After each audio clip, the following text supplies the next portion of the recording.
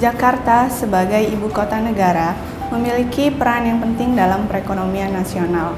Hal ini terlihat dari kontribusinya pada PDB nasional Indonesia dalam urutan nomor 1 dengan share sebesar 16%. Pertumbuhan ekonomi Jakarta juga selalu berada di atas pertumbuhan ekonomi nasional. Akan tetapi, prestasi perekonomian Jakarta tidak terlihat pada tingkat penganggurannya. Tingkat pengangguran DKI Jakarta selalu lebih tinggi dibanding tingkat pengangguran nasional 3-6%. Rata-rata tingkat pengangguran DKI Jakarta pasca krisis ekonomi 1998 adalah sebesar 12,4%. Hal ini merupakan masalah bagi perekonomian, mengingat tingkat partisipasi angkatan kerja di DKI mengalami kenaikan. Tahun 1990 TPAK DKI hanya sebesar 55%, akan tetapi tahun 2012 naik menjadi 72%. Selain itu, tingkat pengangguran yang tinggi akan berdampak kepada daya beli masyarakat secara umum.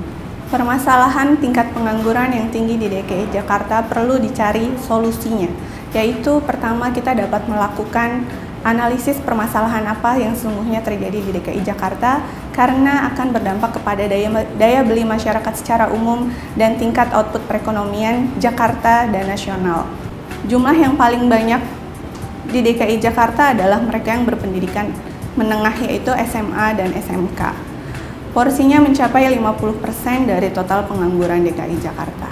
Pada variabel pendapatan per kapita, setiap kenaikan 1% pada pendapatan per kapita akan menurunkan tingkat pengangguran sebesar 1,07%. Sedangkan ketika porsi investasi di DKI Jakarta meningkat 1% akan menurunkan tingkat pengangguran sebesar 0,8%. Sektor perekonomian DKI Jakarta yang mampu menampung banyak tenaga kerja adalah sektor jasa-jasa. Dia adalah variabel yang paling elastis mempengaruhi tingkat pengangguran, di mana ketika terjadi peningkatan 1% porsi, peran sektor jasa-jasa dalam PDRB akan menurunkan tingkat pengangguran sebesar 1,28%. Setiap kenaikan 1% tingkat partisipasi angkatan kerja akan menaikkan pengangguran sebesar 0,9%.